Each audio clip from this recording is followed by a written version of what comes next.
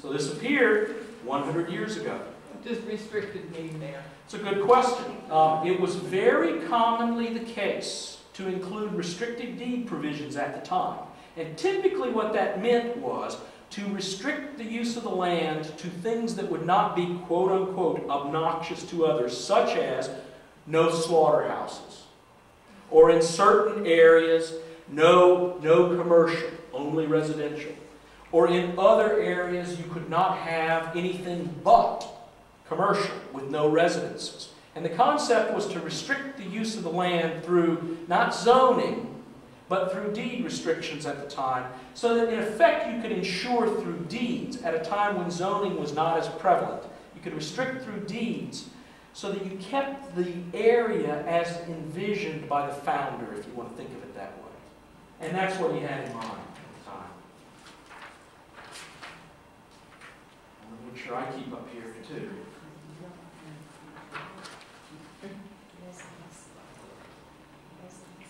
Now, in the mid and late 1920s, as we know,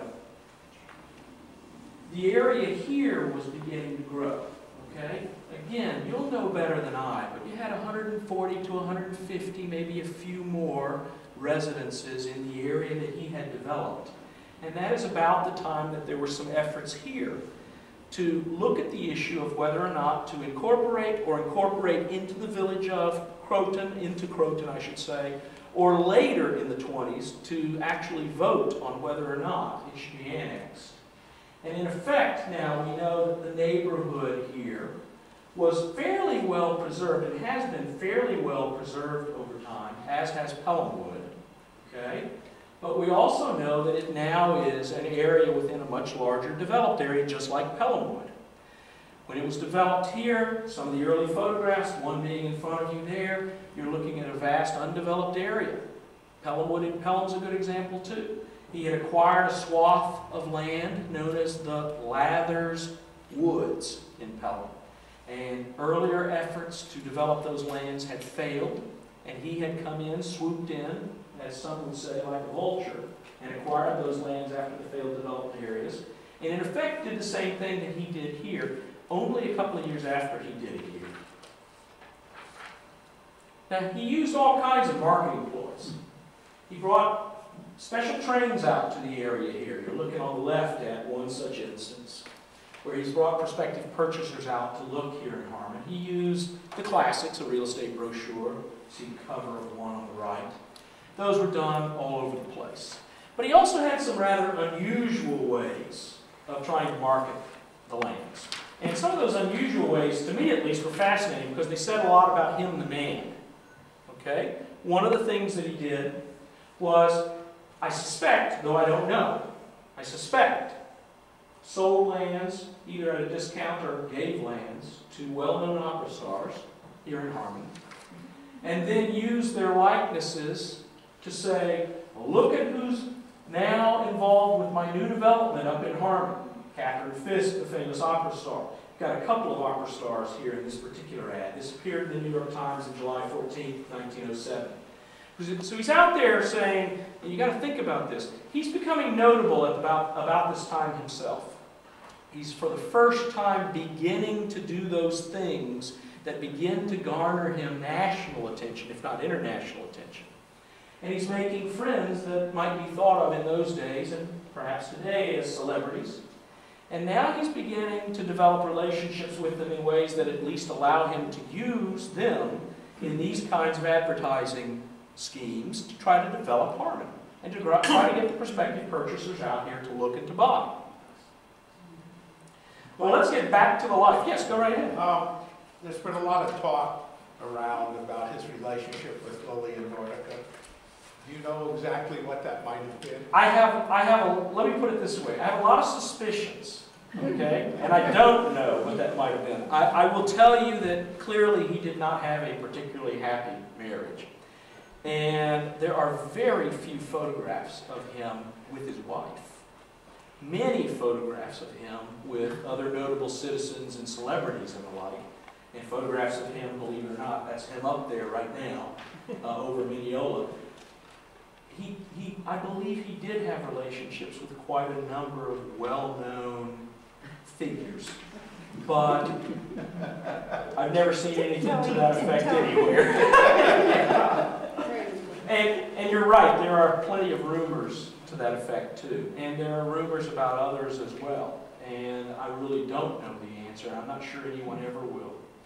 But it's a fascinating thing to think about, because you can also think about that in terms of, I may not ever be able to answer that question, but it would not surprise me from what I see and now know of the man. You see here that he's in flight above Mineola. It should be possible to date this. I haven't been able to. This is from the Eastman House collections.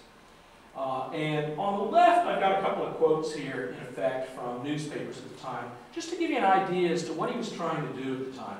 So again, 1910. We're seeing a lot of this in 1909, 1910, right in that time frame. He's making a name for himself. He's becoming not just nationally renowned as a quote-unquote amateur aviator, but he's becoming internationally renowned. So even in the Daily Journal and Tribune in Knoxville, Tennessee, says Harmon's electrified a large crowd in Garden City by making a continuous flight of more than an hour and 5 minutes in his Farman biplane. He first went only to a height of about 40 feet, but he gained confidence until he reached 100 feet, according to that article. Then you see below, a short time later. Now, I believe from the article it meant a short time later the same day, but I'm not sure. But a short time later, Harmon broke all American records for length of time in the air in a continuous airplane flight at Mineola, Long Island. He remained aloft in a Curtiss biplane for 2 hours and 3 minutes, and he only descended when his supply of gasoline became exhausted.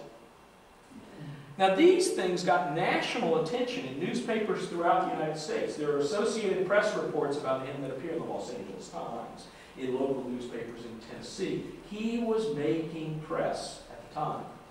At the same time, he was making money in real estate. He had a life of leisure to some effect, because he had the time. He had given up, as best I can tell, ballooning by now. Ballooning no longer did it for him. I can't find anything else saying that he's ballooning in the New York or any other balloon in this time frame.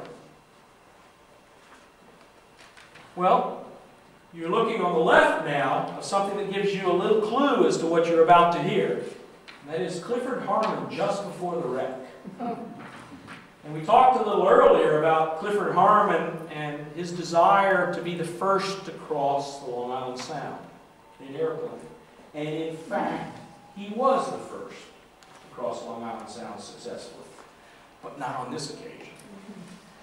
Okay, in this instance, when he made an attempt, okay, again in 1910, not only did he fail to cross Long Island Sound, but his machine fell a distance of 150 feet and was wrecked. Harmon was badly shaken up, but not seriously injured, the branches of a tree having broken the force of his fall. When the crowd gathered, Harmon was found viewing the wreck of his craft. Now, the whole article is rather fascinating, because clearly Clifford Harmon didn't think he was going to make it across Long Island Sound, because here's what really happened. He gets on his biplane, on which he has fitted massive pontoons. And he starts trying to take off, and the pontoons are too heavy for his plane. And he can't get off. And so he stops the attempt, and then they go out and they remove the pontoons. So the pontoons have been removed. And Clifford Harmon takes off. And off he goes.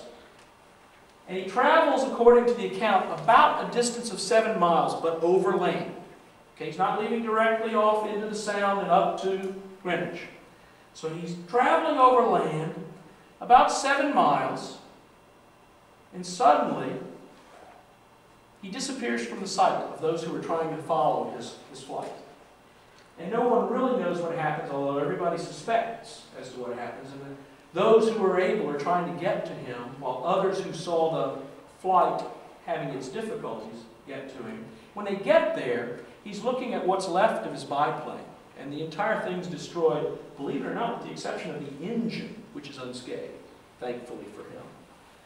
And it turns out that he tells the crowd at the time that his 4-cylinder engine was firing on only 3 cylinders. And it's not that he fell out of the sky. but instead realized that he was going to go down, and he flew himself down, trying to land into the trees, hoping that would break the fall, and probably save his own life in doing that. Now, I hate to say it, but this crazy stunt makes him even more internationally famous at this point. And this is a fellow who, at this point, is nearly at the height of his reputation. He's nearly at the height of his fame. And it's not enough. And there are still some things we're going to see that he tries to do over the course of his life that, in each instance, is trying to top the earlier efforts to try to be well-known, to be loved, to be famous, to be internationally renowned. Right here, you're taking a look at Clifford Harmon. He is with Cloud, I don't know how to say it, Graham White, a very famous aviator of the same time, and they are inspecting that Farman biplane. Presumably, though I can't establish it certainly, presumably the very one that he crashed on that occasion. And as you might guess, even as is now the case today, though I'm not a flyer myself, there were careful inspections of this equipment before they took it up off the ground. This stuff was clearly dangerous stuff. There was a thrill to it. And you're looking at what we understand to be one such inspection. Now, one little interesting thing is that Clifford Harmon became the 6th American to receive the equivalent of a pilot's license. And to see those 5 who got it before him is fascinating. Glenn Curtis, okay, Curtis Wright. Frank P. Long, a famous early aviator. His teacher, Louis Paul. Orville Wright and Wilbur Wright. They were the first 5 to get pilot's licenses, as we would think of them today, issued by the Aero Club of America. And frankly, I'd like to ask you to remember Aero Club of America, because that's going to pop up again here in a second as we start to see Clifford Harmon and some of those whom he considered to be his close friends. And one of the ties he has with a very close friend, whom we're going to see a photograph of in a few moments, was the president of the Aero Club of America. Again, you're looking at yet another photograph, and this one I believe is a wire service photograph, if I recall correctly, of Clifford B. Harmon at the controls of the biplane. I don't have a date on that photograph, but I can assure you it's probably in the 1909 to 1912, 13 or 14 time frame. Well, we're learning a lot about Clifford Harmon, but look, he dabbled in a lot more than balloons, airplanes, real estate, and early automobiles. He fancied himself a movie mogul as well. So we're looking at a stock certificate on the right for Mirror Films. In the lower right-hand corner there, it's a little hard to see, but that's signed by Clifford B. Harmon, president of Mirror Films. So he, at the time, shortly before World War I, was trying to develop a film company. And that film company did, in fact, have 2 silent films successfully distributed. I'll try to give you the names of them. I'm going to tell you I made a mistake here and made the print so small on my sheet here. I may not be able to read it here, but I'm going to try. Would you like a flashlight? I have a flashlight. I think I can get it. The first film in 1916 was The Marriage Bond. Nat C. Goodwin played the role of John Harwood, and Margaret Green played the role of Jane Wilson. The same year, 1916, he created only the 2nd film that we have records of for this particular company, and it was called Wall Street Tragedy, again with Nat C. Goodwin playing Norton, Richard Neal playing Ranson, and Mabel Wright playing Mrs. Norton. It's about as much as I can tell you about the films. I can tell you the general storylines. They were both melodramas, basically, and you might expect that in a silent film from that era. And believe it or not, there are websites out there for film aficionados devoted to these films. So there is a little information. Do those films survive? I don't know the answer to that. I'd love to know the answer to that, but I don't know. I sure don't. I'll tell you that my suspicions are they did not, but I don't know. They may have. I would love to know that. Well, as we know, Clifford Harmon went off to war in World War I, and one thing that was very fascinating about him is that as this New York Times obituary for him, this quote from his obituary in the New York Times notes, he, quote, had always been interested in the possibilities of aircraft as a weapon of war. And as early as 1910 had staged a bombing exhibition on Long Island for the benefit of naval officers who just scoffed at it because they saw quite a bit of danger to the pilots of the aerial bombers, I should say, and the likelihood there'd be little damage to the decks of armored ships at the time. That was the concept. He spent years trying to convince authorities that the airplane would in fact be a viable weapon of war. And in fact, the most interesting thing I've seen about him was he probably one of the only fiascos he ever suffered in his career was after he returned from World War I, he made a proposal that an international Air Force be created, and that international Air Force could be used and controlled by all the nations of the world to bring into line those nations like Germany at the time, who didn't toe the line, according to Clifford Harmon. And his proposal was so controversial and garnered such criticism at the time, and I believe it quieted Clifford Harmon for quite a period of time, because he was surprised himself at the amount of criticism he received merely for making the proposal at the time. Now, he went off, and what do you think he did? Okay, he started as a major, okay, and he started with, I'm going to try to give you the right phrase here, the Signal Corps Aviation Section. So at a minimum, if not using them as weapons of war, he was involved in efforts to use the newfangled aeroplane at the time as part of the Signal Corps, as a means of improving communications between and among the troops during World War I. He became a colonel during World War I and was known for the remainder of his life as Colonel Harmon. What he did for the most part during the war effort, however, was he trained flyers, and he also participated in efforts to invent and develop flying machinery and flying-related equipment. And that was most of his war effort throughout World War I. And as I said earlier, we know that he really never returned to his wife after World War I, and it took years for them to divorce. Now, on the right, you're looking at a letter here from Purdue University in their collections that is from Clifford Harmon to Amelia Earhart in 1933. And I'm using this letter here to kind of segue into two different things about him. Okay? He's announcing to Amelia Earhart, I've forgotten her full name, I have to look here. She's married at the time, and I've forgotten to look at it. It looks like I've even got the thing turned backwards. I apologize. I don't know how I did that.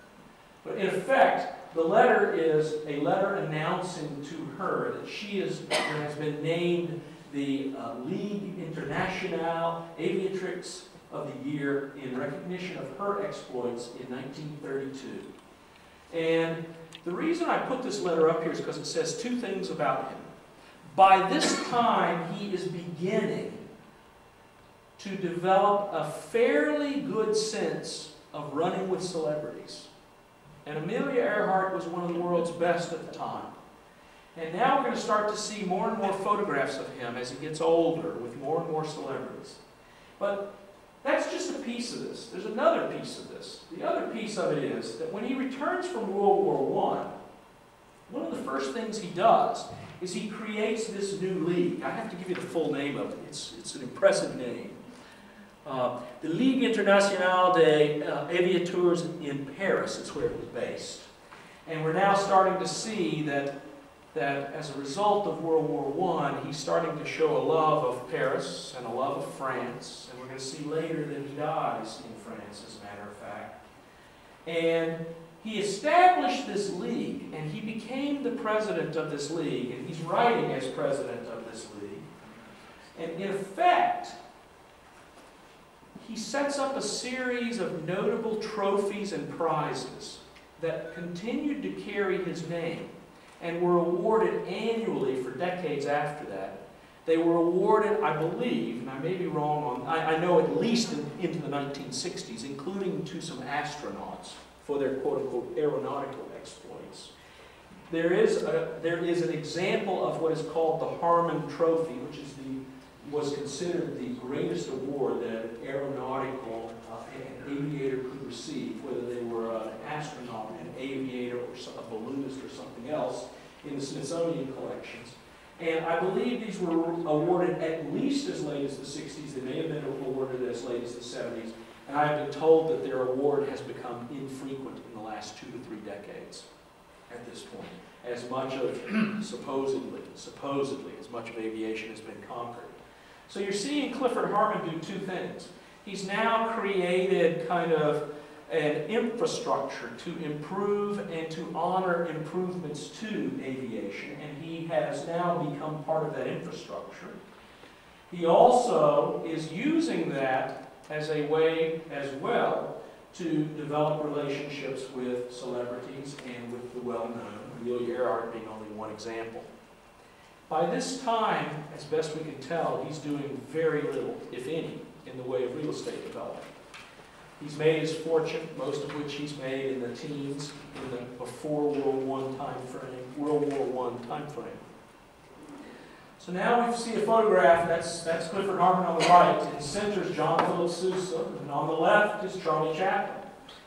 It may not be a coincidence that Charlie Chaplin is there.